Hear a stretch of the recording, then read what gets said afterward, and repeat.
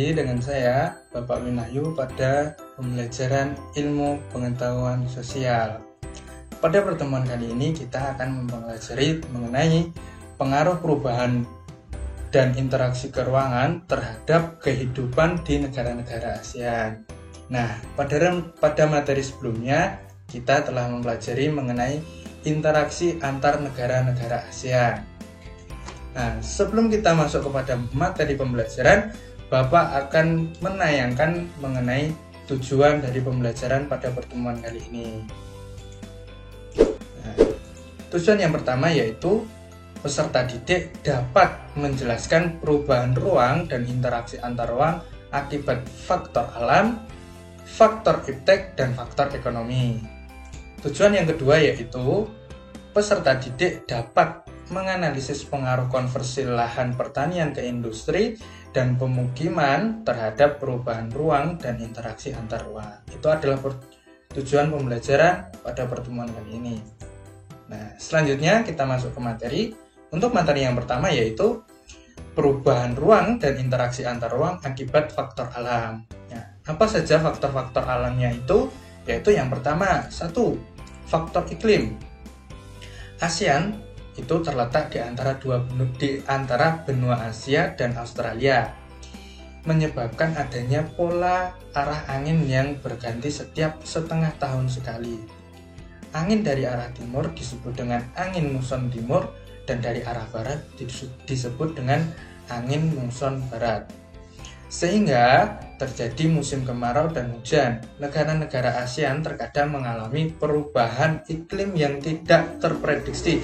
Perubahan iklim ini memicu terjadinya bencana alam klimatik atau bencana alam yang disebabkan oleh kerusakan faktor-faktor iklim.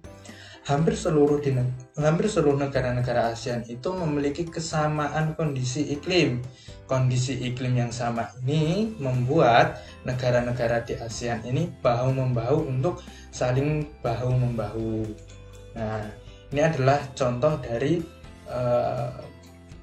bencana alam akibat faktor iklim yang ekstrim, yaitu yang pertama adanya banjir disertai dengan angin, yang kedua yaitu adanya kemarau berkepanjangan yang mengakibatkan kekeringan dan kurangnya sumber air. Nah, pertanyaannya yaitu dari bulan apakah musim kemarau itu terjadi di Indonesia? Nah, itu faktor yang kedua yaitu faktor yang pertama yaitu faktor iklim. Yang kedua yaitu faktor geologi. Nah, perhatikan arah lempeng yang bertemu di wilayah Asia Tenggara. Negara manakah yang paling luas mengalami tumbukan? Nah, silahkan teman-teman untuk memperhatikannya di gambar yang telah Bapak sediakan. Pergerakan lempeng yang bertumbukan mengakibatkan terjadinya bencana geologis seperti gempa bumi, kemudian tsunami. Apabila terjadi di laut atau mempengaruhi pergerakan gelombang laut, maka gempa bumi ini dapat menimbulkan bencana tsunami. Nah, itu faktor yang kedua. Kemudian faktor yang ketiga apa? Faktor ketersediaan sumber daya alam. ASEAN itu memiliki berbagai sumber daya alam yang berbeda-beda antar negara, satu negara dengan yang lainnya. Tidak semua sumber daya alam yang diperlukan suatu negara itu tersedia di negara tersebut. Nah, oleh karena itu, untuk memenuhi kebutuhannya, negara-negara ASEAN melakukan pertukaran sumber daya alam dalam kegiatan jual belinya. Nah, ini adalah contoh sumber daya alam yang tersedia di setiap negara-negara, yaitu ada minyak bumi, tambang, kemudian minyak laut, ikan, hutan, dan lain sebagainya. Nah, pertanyaannya yaitu sebutkan sumber daya alam yang dimiliki oleh negara Indonesia. Nah, apa saja? Bagi teman-teman yang tahu silahkan untuk dijawab. Nah, kemudian setelah kita mempelajari pengaruh perkembangan ruang dan interaksi ruang karena faktor alam, yang kedua yaitu pengaruh perkembangan ilmu dan teknologi terhadap perubahan ruang. Nah, ada berapa faktor yang mempengaruhi ilmu dan teknologi ini? yaitu yang pertama yaitu teknologi transportasi. Perkembangan teknologi transportasi itu semakin lama semakin maju. Adanya perkembangan teknologi transportasi membawa perubahan aktivitas manusia yang berakibat terhadap perubahan tata kehidupan. Nah, ini adalah contoh-contoh teknologi transportasi. Di udara ada pesawat, di darat ada mobil, kereta, sepeda, dan lain sebagainya. Kemudian di laut ada kapal. Nah, itu yang kedua. Yang pertama, maaf. Nah, untuk yang kedua yaitu teknologi komunikasi. Nah, ada beberapa bidang teknologi komunikasi ini mempengaruhi kehidupan manusia. Yaitu bidang yang pertama dalam bidang sosial. Pengaruhnya apa saja? Yaitu pertama, bertambahnya jumlah penduduk dalam waktu singkat. Kedua, kebutuhan transportasi massal semakin tinggi untuk menghindari kemacetan. Yang ketiga yaitu maraknya perdagangan manusia. Yang keempat, yang terakhir, kerjasama luar negeri semakin mudah. Kemudian bidang yang kedua yaitu ekonomi. Nah, pengaruhnya yaitu yang pertama, bertambahnya pendapatan negara, nilai barang lokal meningkat seiring permintaan mata uang asing, dan yang terakhir yaitu barang-barang asing semakin mudah untuk dijangkau. Nah, yang ketiga dalam bidang budaya. Apa saja pengaruhnya? Yang pertama yaitu terjadinya alkulturasi budaya secara sadar maupun tidak. Yang kedua, perubahan sistem nilai dan norma.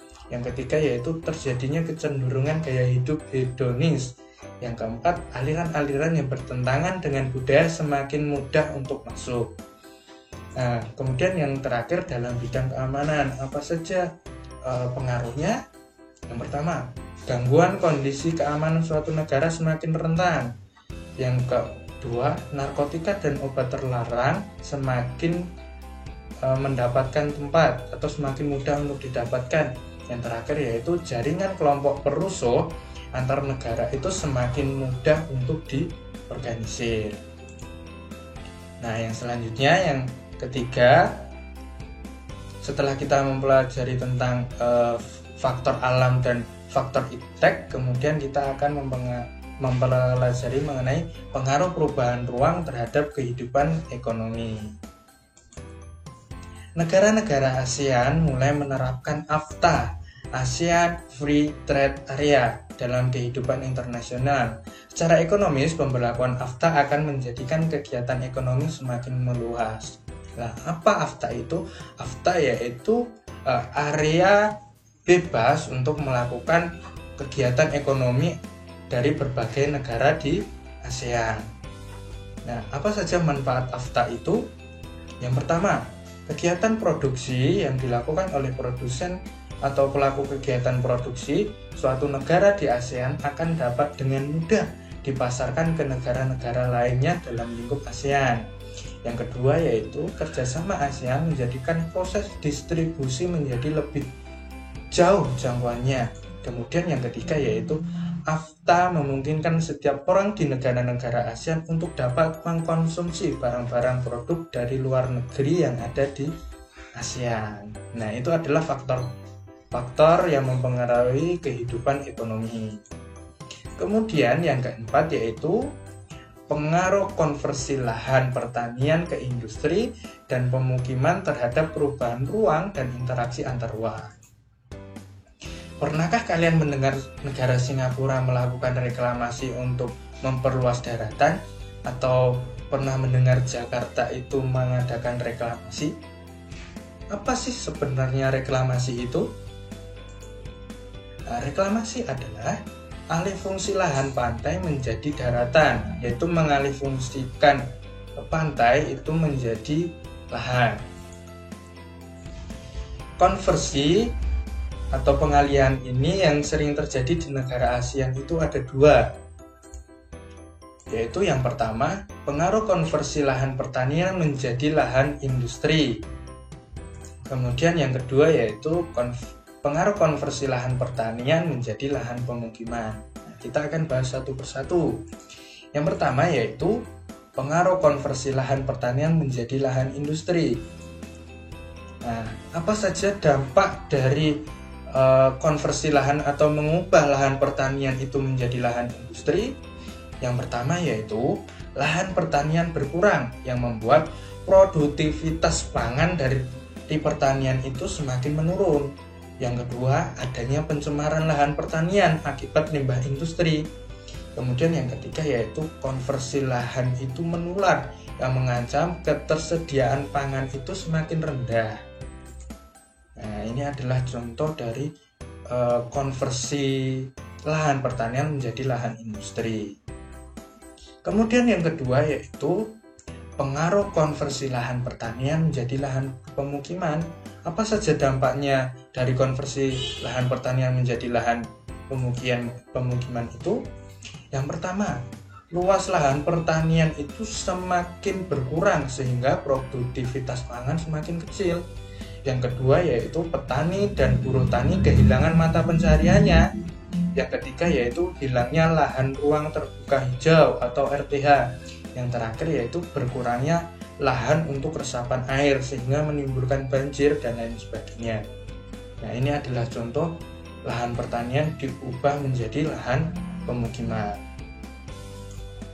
Nah, untuk sumber belajar pada pertemuan kali ini Bapak mengambil materinya dari buku Ilmu Pengetahuan Sosial yang diterbitkan oleh Kementerian Pendidikan dan Kebudayaan pada tahun 2017.